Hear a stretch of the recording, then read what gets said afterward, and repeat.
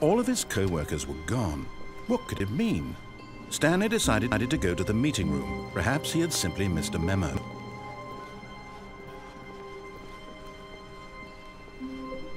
When Stanley came to a set of 2 open doors, he entered the door on his left.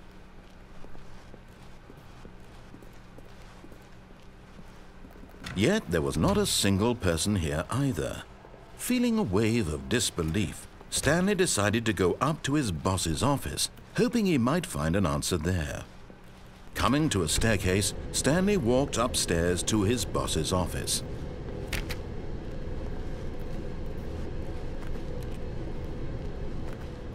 But Stanley just couldn't do it. He considered the possibility of facing his boss. Admitting he had left his post during work hours, he might be fired for that. And in such a competitive economy, why had he taken that risk? All because he believed everyone had vanished? His boss would think he was crazy. And then something occurred to Stanley.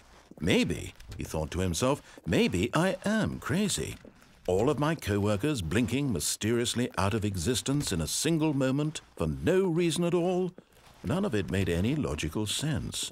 And as Stanley pondered this, he began to make other strange observations. For example, why couldn't he see his feet when he looked down?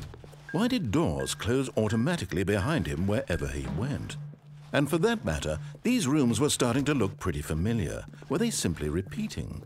No, Stanley said to himself, this is all too strange. This can't be real.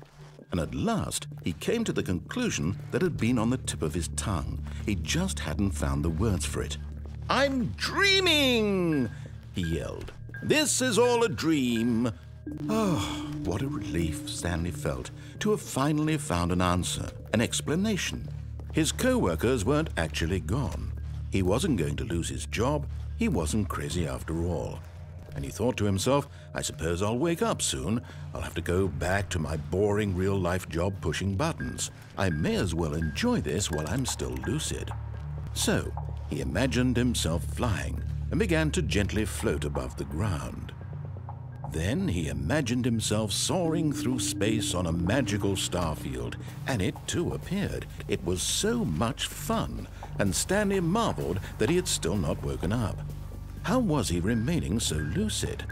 And then perhaps the strangest question of them all entered Stanley's head. One he was amazed he hadn't asked himself sooner. Why is there a voice in my head dictating everything that I'm doing and thinking? Now the voice was describing itself being considered by Stanley, who found it particularly strange. I'm dreaming about a voice describing me, thinking about how it's describing my thoughts, he thought. And while he thought it all very odd and wondered if this voice spoke to all people in their dreams, the truth was that, of course, this was not a dream. How could it be? Was Stanley simply deceiving himself, believing that if he's asleep, he doesn't have to take responsibility for himself? Stanley is as awake right now as he's ever been in his life.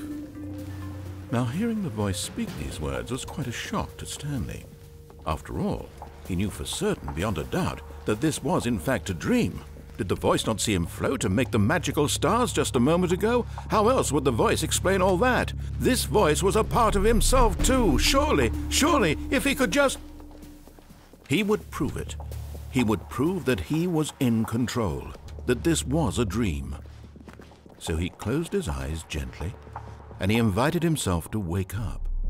He felt the cool weight of the blanket on his skin, the press of the mattress on his back, the fresh air of a world outside this one. Let me wake up, he thought to himself. I'm through with this dream. I wish it to be over. Let me go back to my job. Let me continue pushing the buttons. Please, it's all I want. I want my apartment and my wife and my job. All I want is my life exactly the way it's always been. My life is normal. I am normal. Everything will be fine. I am okay.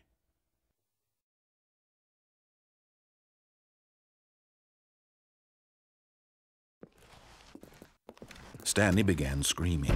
Please, someone, wake me up. My name is Stanley. I have a boss, I have an office, I am real. Please, just someone tell me I am real. I must be real, I must be. Can anyone hear my voice? Who am I? Who am I? And everything went black.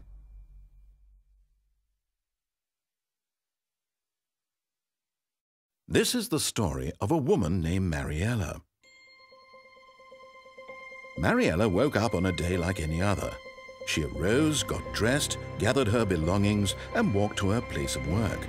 But on this particular day, her walk was interrupted by the body of a man who had stumbled through town talking and screaming to himself, and then collapsed dead on the sidewalk. And although she would soon turn to go call for an ambulance, for just a few brief moments, she considered the strange man. He was obviously crazy. This much she knew. Everyone knows what crazy people look like. And in that moment, she thought to herself how lucky she was to be normal. I am sane. I am in control of my mind. I know what is real and what isn't. It was comforting to think this, and in a certain way, seeing this man made her feel better.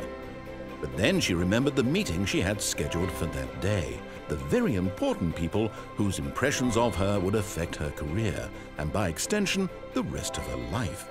She had no time for this, so it was only a moment that she stood there, staring down at the body. And then she turned and ran.